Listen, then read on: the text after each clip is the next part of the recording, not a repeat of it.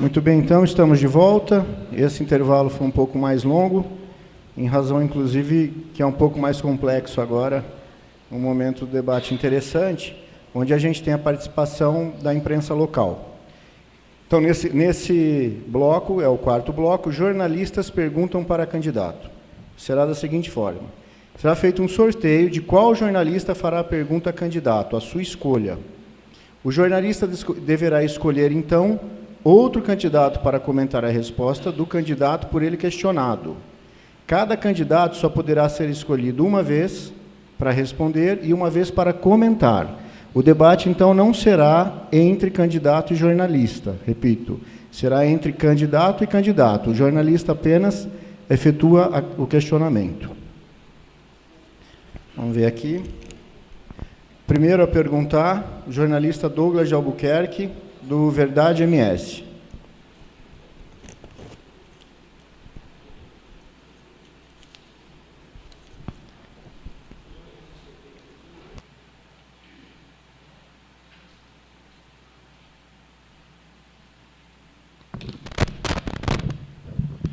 Boa noite a todos. Eu quero direcionar minha pergunta para o candidato Jorginho e pedir para o Tonhão fazer o comentário. Três Lagoas tem aproximadamente 70 mil eleitores e foi falado por todos os candidatos no início que ele pretende representar Três Lagoas e crê que Três Lagoas pode ter um deputado federal para ser a voz do nosso município lá em Brasília. Tendo em vista esse número de eleitores e o número de candidatos que nós temos, nós dificilmente poderemos eleger um candidato do nosso município. A pergunta é a seguinte: por que o eleitor que escolher o senhor deve acreditar que, votando e escolhendo o senhor para esse cargo, ele não vai estar votando apenas numa legenda, mas sim escolhendo uma pessoa de Três Lagoas para ser eleita? Olha, obrigado pela pergunta. Eu acho que ele tem que avalizar o trabalho do candidato. Eu acho que o deputado federal, ele tem que lutar pela independência dos poderes. Hoje, eu tento fazer isso como vereador na Câmara, onde a Câmara hoje está totalmente fora do Poder Executivo. Tem que trabalhar tranquilo, sem Poder Executivo, influência do Poder Executivo. Eu acho que ele tem que analisar o trabalho, a conduta. Eu acho que esses 10 anos de vereador, 1 ano e meio de presidente, tem mostrado que tem condições de representar bem e fazer o trabalho que eu estou fazendo aqui, que o deputado simplesmente, federal é um deputado estadual melhorado e o vereador, o deputado estadual é um vereador melhorado. Então ele vai estar com condições maiores, mas ele está na mesma situação, sempre refém do Poder Executivo. Tem que brigar para a independência do Poder Executivo, do Poder Legislativo. É o que eu tenho brigado e feito. Se analisar minha conduta, trabalho que eu tenho, experiência, nascido na Três Lagoas, ama a cidade, que é o principal, é da terra, a gente tem condições de representar muito bem o eleitor, ele possa estar confiando no voto, que esses 10 anos nada abandonou minha conduta como legislador, nem agora como desafio maior como presidente desta casa. Douglas, eu agradeço a sua pergunta. É justamente para isso que nós estamos aqui, enfrentando esse desafio e fazendo com que a população de Três Lagoas se conscientize da importância de eleger um representante daqui. Nós temos aproximadamente 73 mil eleitores apenas em Três Lagoas. A região do Bolsão compreende mais de 230 mil eleitores. A unanimidade ninguém consegue. Isso já foi provado por A mais B. O que nós precisamos é fazer com que Três Lagoas faça de um deputado federal muito bem votado, que a maioria dos seus votos saia daqui de Três Lagoas e ele, junto com a região do Bolsão e outros municípios que conseguir ter voto, consiga se eleger e atingir o pleito. Aqui todos temos condições reais de se eleger, até porque nós dependemos também do partido. Creio eu que no Mato Grosso do Sul ninguém consiga se eleger sozinho. Na eleição passada isso realmente não aconteceu, só aconteceu no estado de São Paulo por conta de alguns fenômenos, então nós precisamos do conjunto. Agora, se Três Lagoas e a região do Bolsão se unir, seja para qualquer um dos candidatos, esse objetivo será resolvido, e aí nós estaremos aqui eleitos representando Três Lagoas. O candidato Jorginho tem uma réplica. Só complementando, é uma realidade, mas se nós tivermos consciência de que se unirmos e no próximo ano lançar um candidato da sociedade, um candidato da cidade, juntarmos todos, teremos sim um representante, que hoje é difícil. Se não tiver reforma política, do jeito que está hoje, nós não conseguimos um representante. Por quê?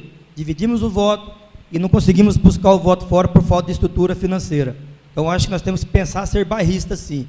Se nesta eleição sirva de lição. Se não conseguimos chegar ao Congresso, que façamos no próximo ano, sermos bairristas como Dourados e Campo Grande. Só damos uma pessoa da sociedade, uma pessoa do meio político, que possa sim representar, porque aí Três Lagoas vai ganhar. Do jeito que está hoje, está perdendo Três Lagoas, perdendo a classe política, perdendo todos nós, porque não temos condições de ter uma pessoa para representar. Os partidos têm que ter um pouquinho mais de consciência na hora de fazer a divisão, olhar, escolher um. Nós temos que ser bairristas sim, vereador Tonhão. Vamos junto, no próximo pleito, se nós não conseguimos alcançar, tentar fazer da melhor maneira possível.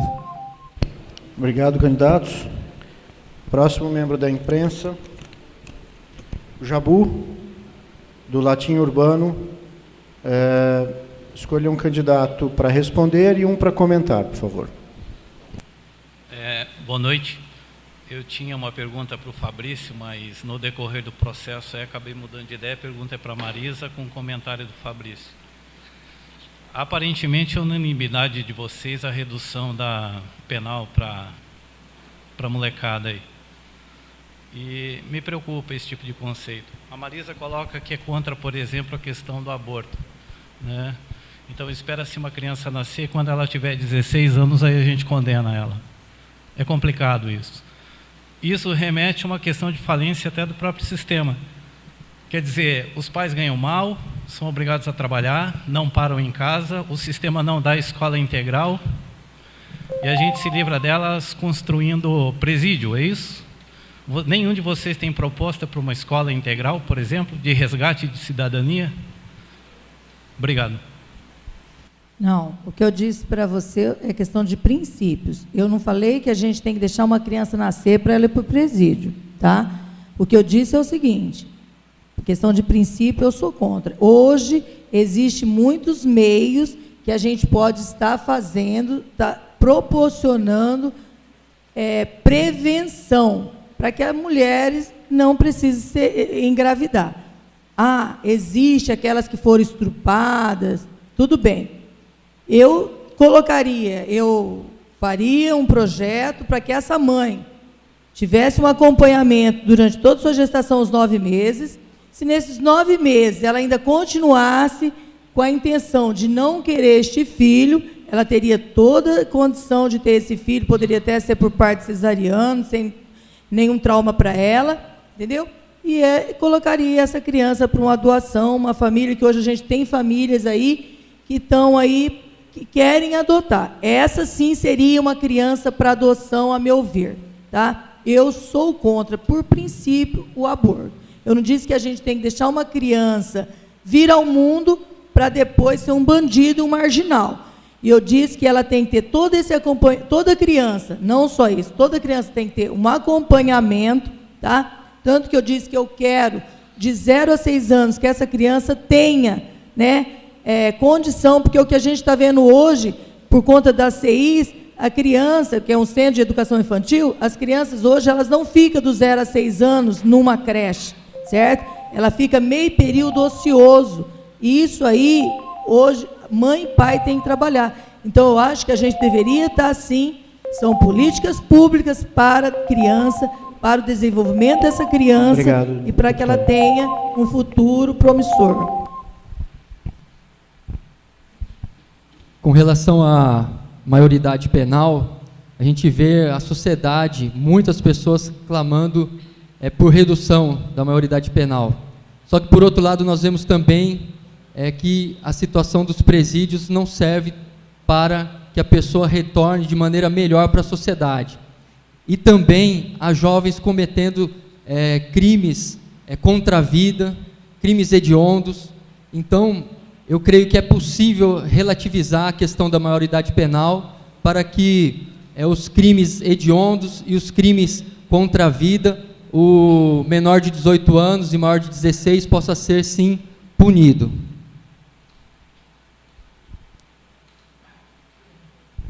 Vemos hoje adolescente de 16 anos, quando chega aos 18, ele já teve 20 passagens, certo?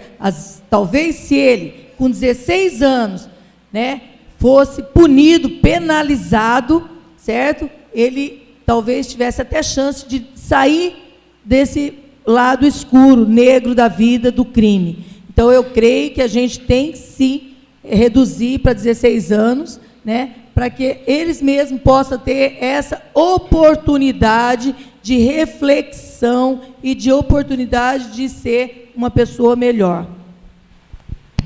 Ok, obrigado, candidatos. A terceira pergunta, então, da mídia. Ricardo Mendes, Grupo Rota Portal. Boa noite, minha pergunta é para o candidato Tonhão e para comentar o candidato Fabrício. Desculpe, o Fabrício já comentou, ele não pode comentar novamente. O candidato doutor Tidico, comentar. As drogas é um problema nacional, Três Lagoas passa por isso, muitas cidades, o tráfico de drogas. Você tem algum projeto, caso eleito, para o combate às drogas? O que você pensa sobre esse tema? E muitos candidatos defendem a legalização. O que você pensa sobre isso? Primeiro, eu sou totalmente contra a legalização das drogas. Esse é um fator já preponderante nas minhas colocações.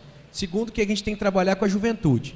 Até um projeto de minha autoria que se transformou em realidade, existe aqui em Três Lagoas o Conselho e o Fundo Municipal da Juventude, que são ações públicas voltadas para a juventude, e dentro dessas ações públicas está exatamente o trabalho com a conscientização dos jovens, dos nossos adolescentes, para com o prejuízo que uma droga causa na vida dos cidadãos. Tenho materializado aqui, inclusive na Câmara Municipal, e quero batalhar por conta disso, para que Três Lagoas tenha aqui centro de tratamento para dependente químico. Essa é uma luta que travo na Câmara já há algum tempo, cobrando incentivos e recursos do governo federal, seja dos nossos deputados e dos nossos senadores, e, se eleito, quero trazer essa proposta para Três Lagoas, esse recurso direcionado para a ressocialização dessas pessoas, para que elas possam ter oportunidade. Atualmente nós temos algumas unidades aqui em Três Lagoas, alguns centros de tratamento, inclusive junto com a atividade religiosa, que eu acho extremamente importante. A gente tem que misturar uma coisa assim, porque aí a pessoa consegue ter uma recuperação plena e nos dois sentidos, seja física ou espiritual. Mas a respeito do que acontece por Três Lagoas estar nessa situação logística favorável, em todos os sentidos, inclusive os negativos, nós precisamos de mais recursos para a nossa Polícia Federal, nós precisamos de recurso para trabalhar mais no preventivo, e com esses recursos a gente conseguiria resolver o problema desse tráfico de drogas aqui, que realmente prejudica muito nossa cidade e a fronteira. Bem, o tráfico de droga é um problema seríssimo e que só tem um jeito de resolver. Não é com clínica, isso aí é medidas paliativas, porque a criança, ou adolescente, ou adulto que já entrou no mundo da droga, dificilmente ele vai se recuperar totalmente. Para resolver esse problema, o Congresso Nacional precisa fazer uma PEC, uma proposta de emenda constitucional, para rever a função, princípio do Exército Brasileiro. Se nós não fechar as fronteiras, o Brasil precisa urgentemente rever a posição do Exército Brasileiro para dar suporte, porque a Polícia Federal sozinha não consegue. Fazendo batalhão, o Estado não vai conseguir. A única entidade formada nesse país, constituída, que pode fechar essas fronteiras para conter essa invasão maléfica das drogas, é o Exército Brasileiro. E ele não tem essa função por conta da Constituição brasileira. Ou seja, as pessoas, os deputados que ingressaram no Congresso Nacional, precisam urgentemente rever a função, princípio do Exército Brasileiro para poder fechar essas fronteiras. Obrigado, senador. Para você, o soldado, quando ele entra, eu já fui soldado. Obrigado, candidato. É o tempo. Obrigado. Obrigado. Respeito a opinião do nobre colega Tidico, mas entendo que recursos precisariam vir em mais abundância na segurança pública, especificamente com a Polícia Federal, trabalhar com o princípio da inteligência e a respeito das nossas fronteiras, tanto a Polícia Militar. Eu creio que o Exército tem uma participação muito importante para a defesa da nação num todo, mas não que o Exército esteja trabalhando especificamente no combate às drogas. A questão da proteção nossa de fronteira é uma situação. Agora, com relação às drogas, eu acho que teria que ser a própria Polícia Federal, e aí nós precisaríamos do quê? De mais efetivo, de mais contingente, de mais recursos, de mais viaturas. Nós sabemos que, por exemplo, Três Lagoas, aqui a Polícia Federal compreende uma área muito grande e não consegue atender como nós queríamos, ou como os próprios delegados e os agentes queriam, em virtude, inclusive, da falta de recursos e da falta de contingente. Se faz necessário cobrarmos, e ali como deputado federal nós podemos fazer isso, mais recursos do governo federal, mais concursos públicos, mais viaturas para cá, e como Mato Grosso do Sul é um estado que tem uma fronteira muito grande, né, terrestre com outros países, candidato, que trazem a droga, que eles possam estar fazendo alguma medida efetiva. Obrigado. Muito bem, agora quarto membro da imprensa. Antes seria o seu questionamento, por favor. Candidato Tonhão. Já foi. Você pode perguntar para o Fabrício e para o doutor Tidico. Ao candidato Fabrício perguntamos. E o comentário, desculpe, para quem? Quem pode, não pode comentar, pode comentar a Marisa e o Jorginho. O Jorginho comenta. Perguntamos ao Fabrício, os novos eleitores, os candidatos, os primeiros votantes desse pleito, 2014, eles estão preparados para uma renovação, principalmente até em vista de vocês, Câmara Federal, e eles estão conscientes, você os considera mais leais aos nomes, aos pratas da casa, como vocês, que pleiteiam um cargo à Câmara Federal, eles são uma esperança dessa renovação, dessa conquista que Três Lagoas tanto necessita? Hoje, o que privilegia um pouco na questão do conhecimento, e principalmente para os jovens, são as redes sociais. Há muitos jovens integrados nas redes sociais e com acesso a informações que podem direcionar ou que eles possam estar escolhendo com mais consistência. Agora nós temos visto muitos jovens de 16 anos, pelo menos na nossa caminhada, que não tiraram o título e que não vão voltar nessa eleição, embora já com 16 anos. E mostra também uma certa revolta da população com relação à política ou desinteresse pela política. Isso nós temos encontrado também nessa caminhada. Mas a gente vê que há muitos dentro desse contexto que estão interessados, estão procurando saber as propostas, os projetos, e também estão tendo conhecimento da importância da região, nossa região do Bolsão, a cidade de Três Lagoas, ter o seu representante. Eu acho que nós temos que trabalhar melhor os nossos jovens na consciência política, levar a política para dentro das escolas, para que eles possam ter interesse e saber que tudo depende da política. Hoje, que eles vêem nos jornais, toda hora que você vê, em Brasília, os desmanda, a corrupção, isso desestimula o jovem e todas as pessoas a votarem. Hoje está uma dificuldade, porque às vezes devido ao problema que há em Brasília, os corruptos em Brasília e também no Estado, aqui tentando fazer política, e são pessoas que não estão com a ficha limpa, e existe a lei da ficha limpa, e você vê pessoas que têm problemas aí, estão sendo investigados, estão passando por revista, sendo candidato e tentando se eleger, então as pessoas estão desestimuladas. Então precisamos começar de Brasília para cá, conscientizar, e dentro das escolas, fazer a juventude, fazer que a política vale a pena, mas desde que mudar o jeito de fazer política, votar certo. Hoje, se existe o mal político, é porque não preparamos os nossos bons eleitores.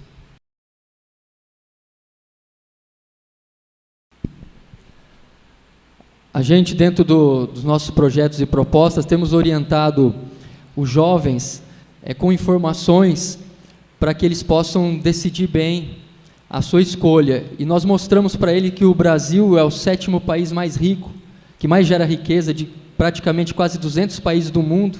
É o 7º que mais gera riqueza, produz bens, circula mercadoria, tem prestação de serviço, um número forte.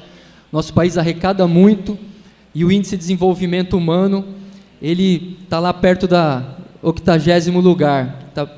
Então, nós vemos que um país rico arrecada muito e gasta mal. E, como é da nossa atividade, da auditoria e também do direito tributário, nós pretendemos estabelecer alguns mecanismos para controle, gestão e transparência do uso do dinheiro público.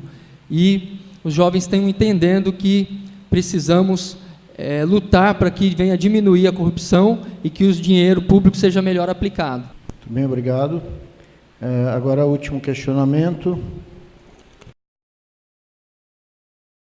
Senhor Juvenal Moreira, da Rádio Difusora. Senhor Juvenal, pelo andamento aqui, o senhor necessariamente tem que perguntar ao doutor Tidico. Doutor Tidico. Com um comentário da Marisa.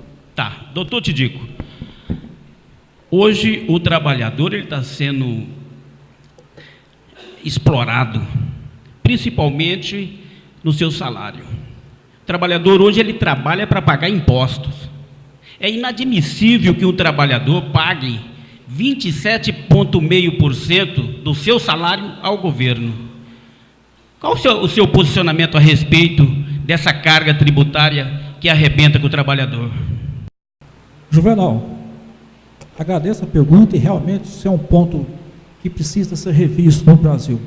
A reforma tributária que todos os políticos todo ano falam que vai promover no Congresso Nacional acaba emperrando por conta da corrupção.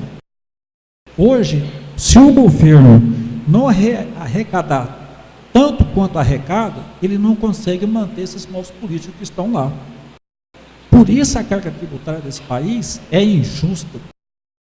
Obriga você a trabalhar 3 a 4 meses do ano para o governo.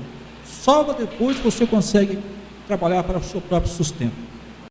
E para isso mudar, a gente precisa necessariamente eleger bons políticos, eleger pessoas que têm coragem, pessoas que possam ir lá e levantar a voz contra isso. Enquanto isso não acontecer, enquanto o próprio eleitor não começar a pegar o dinheiro do político e votar naquele outro que nunca nos ofereceu nada, as pessoas perguntam: Tidico, por que você é candidato? Você não tem dinheiro para ganhar. Eu falo perfeitamente, eu preciso ganhar a eleição. Eu não posso comprar a eleição, como vários outros que estão aí já estão comprando a eleição, porque gasta milhares de dinheiro e depois tem compromisso com o seu financiador de campanha. Por isso eu sou candidato eternamente, para ganhar uma eleição e poder ter voz ativa, sem compromisso com ninguém. Chegar lá e falar assim: olha, vou levantar a voz, nem que seja essa primeira voz. Essa má gestão dos recursos, esse sistema é o que faz essa sobrecarga. Eu acho que ele foi muito feliz quando disse que a gente tem que ter consciência e eleger bons políticos compromissados com o trabalhador. A partir desse momento, a partir do momento que a população se conscientizar e mudar, colocando lá pessoas com compromisso com o trabalhador, revendo essas questões, o trabalhador vai ter sua folha desonerada e nós também vamos ter, um trabalhador mais produtivo. Então, Joel, para complementar, enquanto que o eleitor não aprender a votar, infelizmente o trabalhador vai ser penalizado. Porque a tão sonhada reforma política, a reforma tributária, que todos os políticos prometem em campanha, jamais vai ser realizada. Porque todos chegam lá já comprometidos com seus financiadores. Infelizmente, as pessoas que se elegem, ninguém ganha uma eleição. Elas compram uma eleição pelo dinheiro, pelo poder econômico. E, infelizmente, essa situação, enquanto o trabalhador, vai se perpetuar. Obrigado. Ok, obrigado. Então, com essa última pergunta, nós encerramos o 4º bloco. E, na sequência, vamos para o 5º e penúltimo bloco, onde representantes da comunidade farão perguntas aos candidatos nos mesmos moldes da mídia. Mas a gente vai fazer um intervalo rapidinho.